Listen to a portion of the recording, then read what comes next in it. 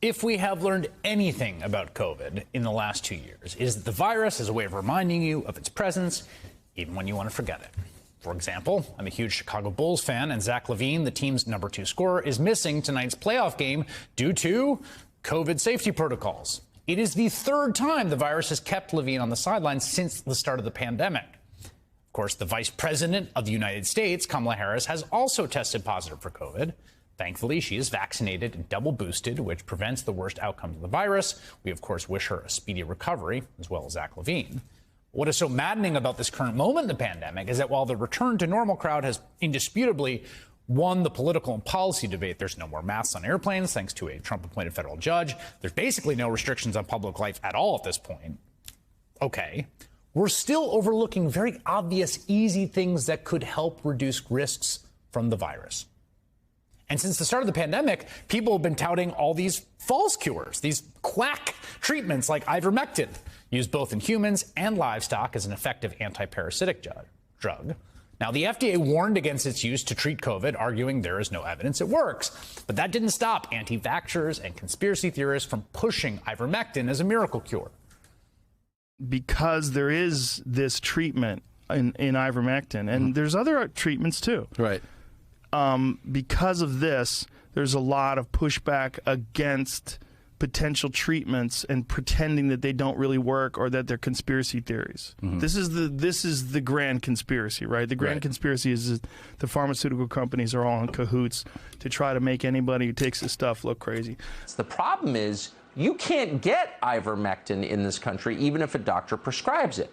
Pharmacies like CVS and Walgreens, they're not scary or anything, reportedly are refusing to fill the prescriptions because why? It was totally cool to give like opioids to drug addicts, but ivermectin, we can't have that. No, there's a reason. It's not why, it's because it doesn't work. At the time that the FDA warning us that it did not work to treat COVID, well, guess what? There's been more study, and we have really concrete large-scale studies showing it doesn't. This most recent study out of Brazil looked at ivermectin and determined it is effectively useless as a COVID treatment. Quote, treatment with ivermectin did not result in a lower incidence of medical admission to hospital due to progression of COVID-19 or prolonged emergency department observation among outpatients with an early diagnosis of COVID-19. And that doesn't matter even. Some people are still pushing it, like this week. Here's Trump's hand-picked candidate for Arizona governor last Friday, touting the drug as a miracle cure and apparently calling for Dr. Anthony Fauci to be arrested for saying otherwise. We shouldn't have to feel like drug addicts trying to go out there to buy ivermectin. I've taken it. It's a wonder drug. And it's outrageous they kept that from us. And it was Anthony Fauci who kept that from us. I'm encouraging any lawman here, and I'm talking sheriffs, I don't think it'll happen in Maricopa County, but I'm looking for someone tough like maybe Sheriff Lamb to issue a warrant for Anthony Fauci's arrest out of Arizona. I give up. I swear to God, I give up. Okay.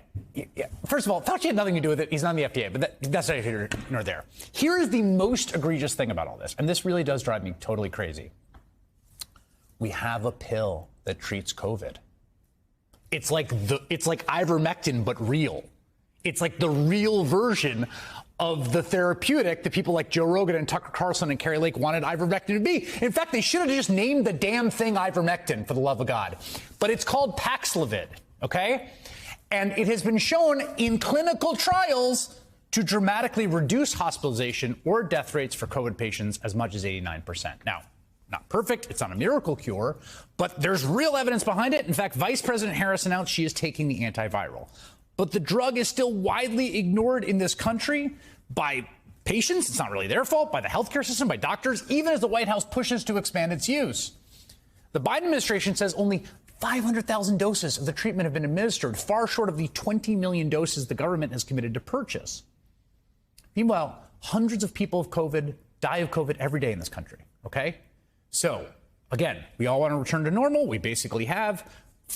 That is what it is. We should take advantage of the actual tools we have to fight this virus. Two really obvious ones. It means getting a booster shot. If you have not done so, only 30% of eligible adults have. And it means if you know someone you love, you get a case, you're talking to your doctor, there are effective therapeutics called Paxlovid. Talk to your doctor about them if you do contract the virus.